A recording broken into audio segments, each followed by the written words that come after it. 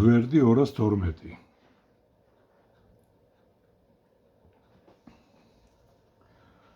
რამდენი ჯოულით გაიზრდება სხეულის კინეტიკური ენერგია, თუ მასზე მოქმედი წინააღმდეგობის ზალა 150 ჯოულ მუშაობას შეასრულებს, ხოლო წევის ზალა 200 ჯოულს.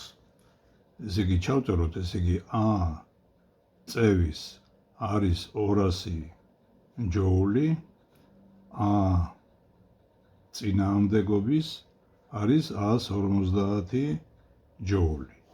და რამდენიც შეიცვლება კინეტიკური ენერგია, დელტა E კინეტიკური. ეს არის ცვლილება, დელტათი აღინიშნება დელტა E კინეტიკური.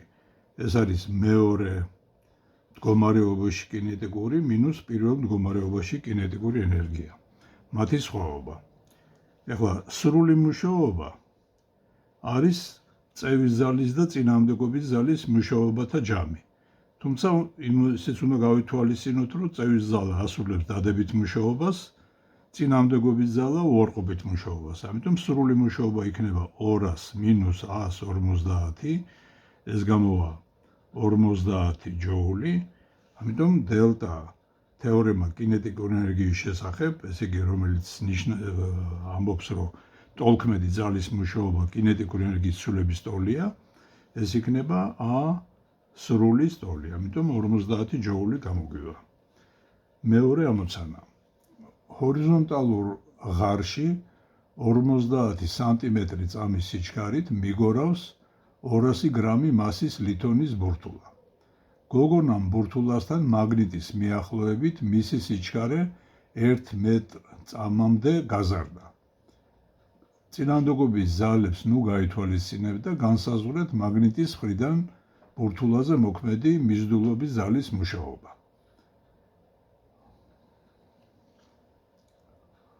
ჩავწეროთ მოცემულობა, ესე იგი V პირველი არის 50 სანტიმეტრი წამში,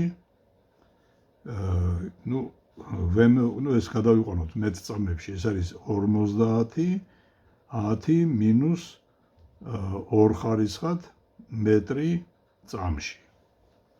V მეორე გახდა 1 მეტრი წამში.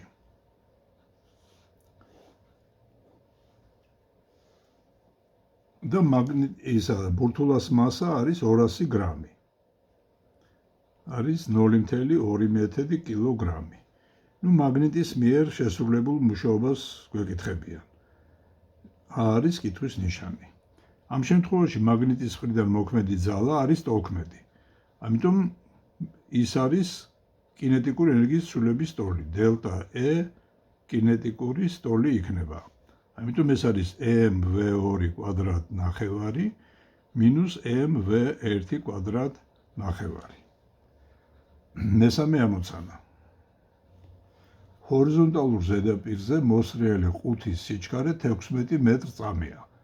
ხახუნის ზალის მოქმედების გამო ყუთის სიჩქარე 30 მეტრის გავლის შემდეგ 4ჯერ შემცირდა.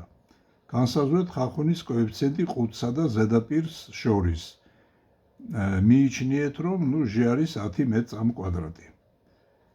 ესე იგი ჩავწეროთ მოცემულობა, ესე იგი საწყის სიჩქარე V პირველი არის 16 მეტრი წამი. გავლილი მანძილი S არის 30 მეტრი.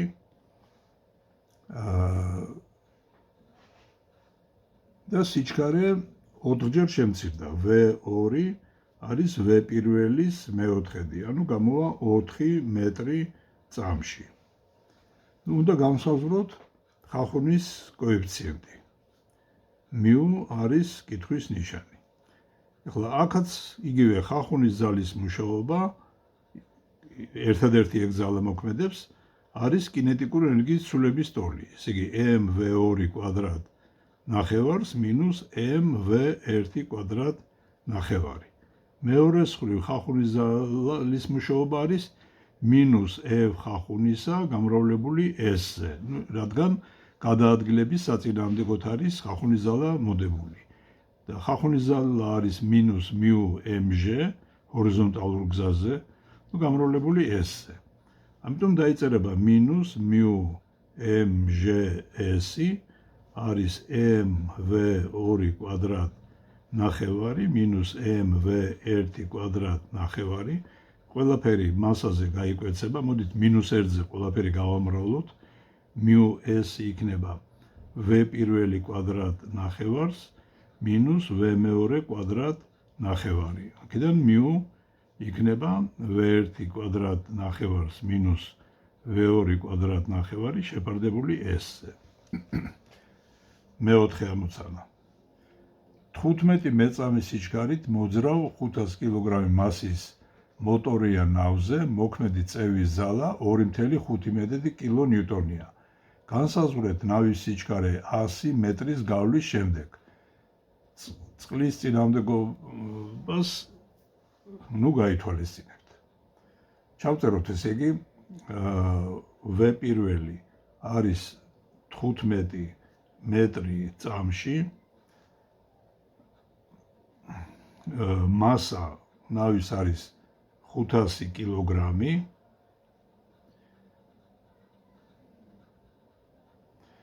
მოქმედი ძალა, წევის ძალა არის 2.5 კილონიუტონი. ანუ ეს არის 2500 ნიუტონი. ხო და გავლილი მანძილი არის ესე იგი 100 მეტრი. უნდა გავსაზღვროთ სიჩქარე V2 რისი ტოლი არის. სარგებლობ თეორემა კინეტიკური ენერგიის შესახებ, ტოლქმედი ძალის მუშაობა არის კინეტიკური ენერგიის ცვლილების ტოლი mv2 კვადრატ ნახევარს მინუს mv1 კვადრატ ნახევარი. წევის ძალის მუშაობა იქნება წევის ძალა გამრავლებული S-ზე. აქედან F წევისა S-ზე არის mv2 კვადრატ ნახევარი მინუს mv1 კვადრატ ნახევარი. აქედან mv2 კვადრატ ნახევარი უდრის F წევისა S-ზე პლუს mv1 კვადრატ ნახევარი. და V2-ის კვადრატი იქნება F წევისა S-ზე პლუს mv1 კვადრატ ნახევარი შეფარდებული M-ზე და ეს ორიანი ზევითავა. და V2 არის ფესვი აქედან F წევისა S-ზე პლუს mv1 კვადრატ ნახევარი გამრავლებული 2-ზე შეფარდებული M-ზე.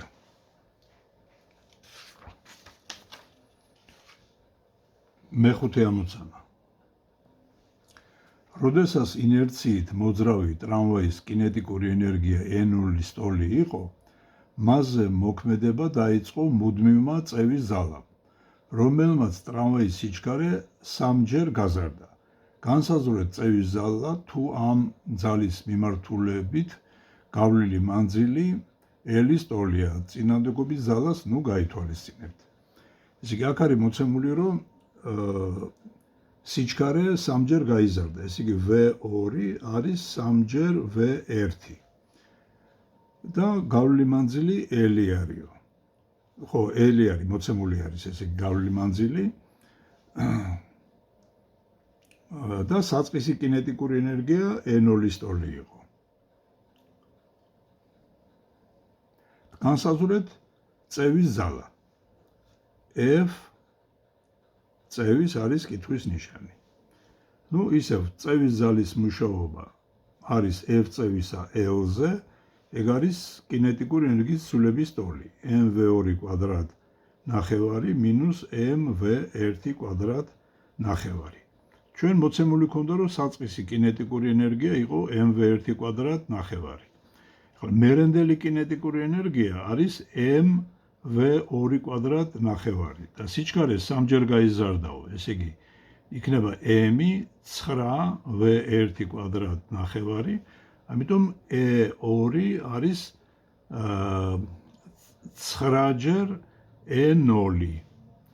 ამიტომ f წევისა L-ზე იქნება 9e0-ს მინუს e0.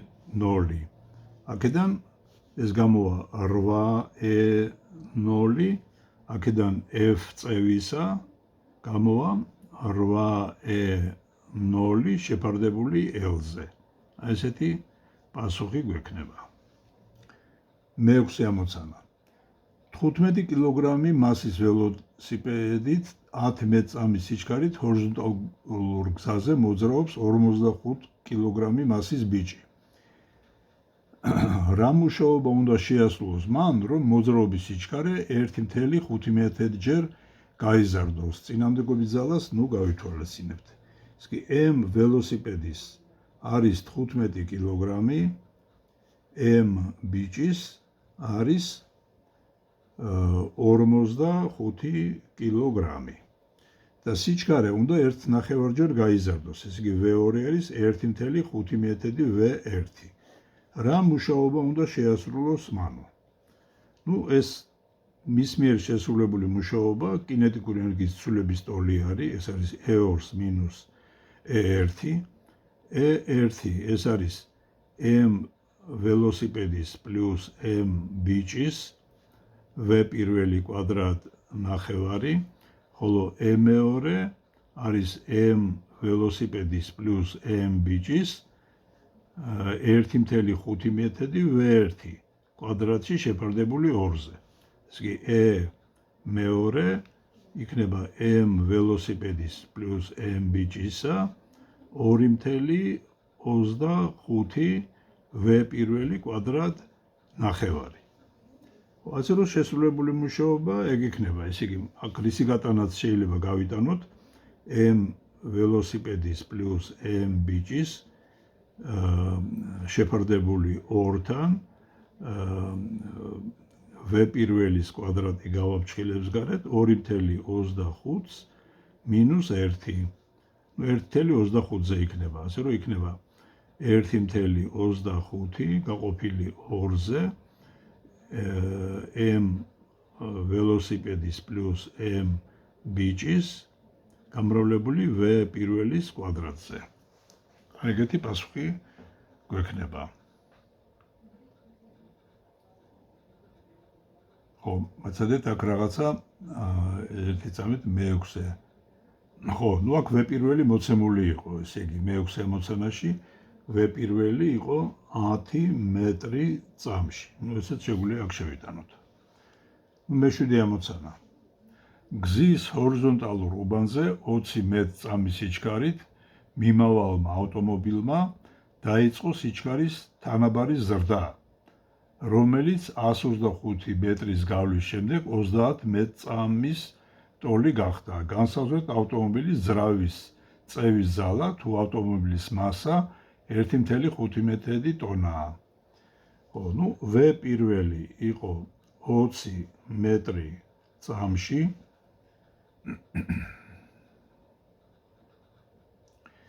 გავლილი მანძილი არის 125 მეტრი. V2 არის 30 მეტრი წამში. და მასა ავტომობილის 1.5 ტონაა, ანუ 1500 კილოგრამი. და წევის ზალის სიდიდეს გთხოვენ. F წევის ზალა უდრის კითხვის ნიშანს. წევის ზალის მუშაობა არის კინეტიკური ენერგიის ცვლილების ტოლი, ეს იგი V2 კვადრატ ნახევარს მინუს MV1 კვადრატ ნახევარი. ხო, თვითონ წევის ზალის მუშაობის ფორმულა იქნება წევის ზალა გამრავლებული L-ზე. აქ გვაქვს MV2 კვადრატ ნახევარი მინუს MV1 კვადრატ ნახევარი და აქედან წევის ზალის სიდიდე გვექნება ეს MV2 კვადრატ ნახევარი მინუს MV1 კვადრატ ნახევარი შეფარდებული L-ზე.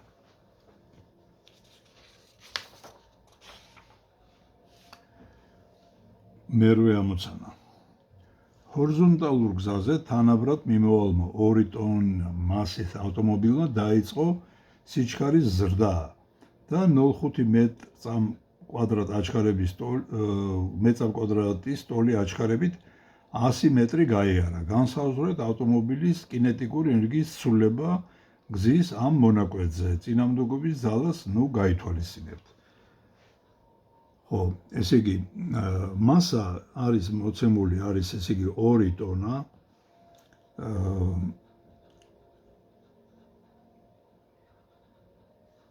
გავლილი მანძილი S არის 100 მეტრი და აჩქარება ქონდა 0.5 მეტრი წამ კვადრატის ტოლი იყო.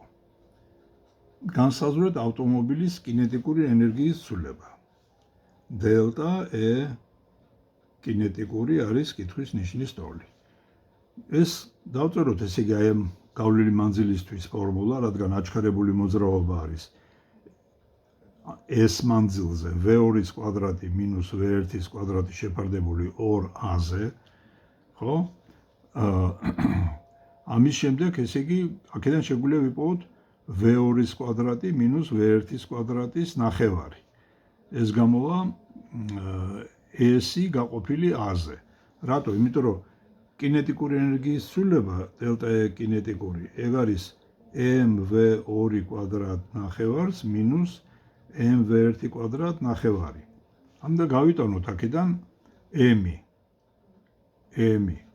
და გვექნება v2 კვადრატს მინუს v1 კვადრატის ნახევარი. ასე რომ შეგვიძლია პირდაპირ აქედან შევიტანოთ. ეს არის ms-ი შეფარდებული A-ზე. აი ესეთი იქნება კინეტიკური ენერგიის ცვლილება.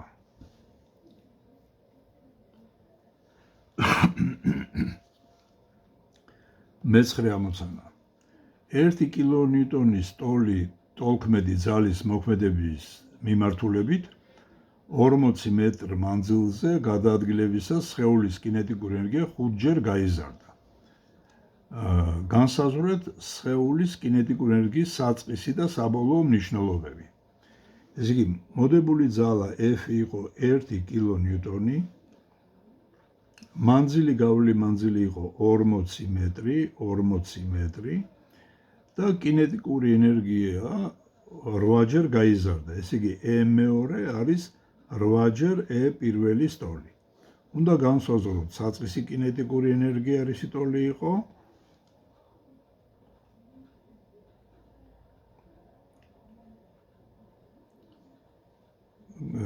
და საბოლოო კინეტიკური ენერგია M2 რისი ტოლია.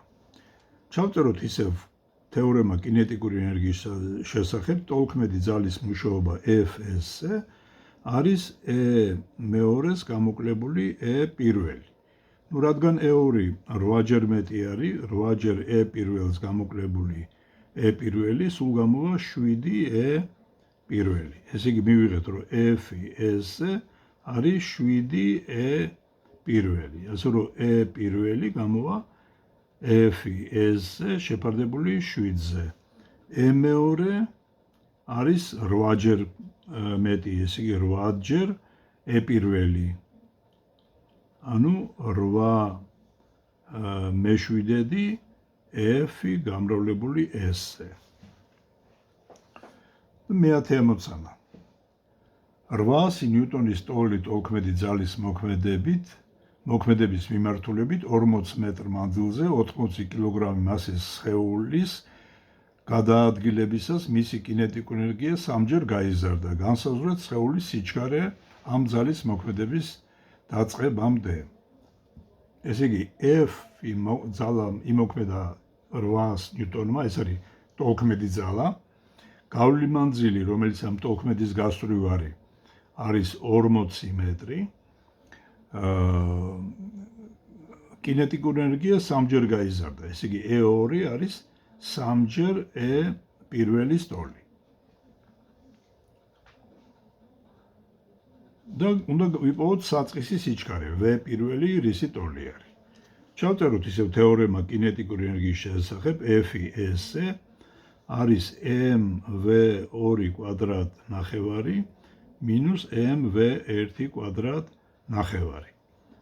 ნუ ანდა ეგ იგივე რაც M2-ს გამოკლებული E1. ესე იგი, F გამრავლებული S-ზე E2 არის 3-ჯერ E1-ს გამოკლებული E1. ანუ ეს გამოვა 2-ჯერ e პირველი. ანუ f-ი s-ზე გამოვიდა 2-ჯერ e პირველი. შევიტანოთ საწყისი კინეტიკური ენერგიის ფორმულა. f-ი s-ზე არის 2-ჯერ mv პირველი კვადრატ ნახევარი. ეს ორები გაიკვეცება.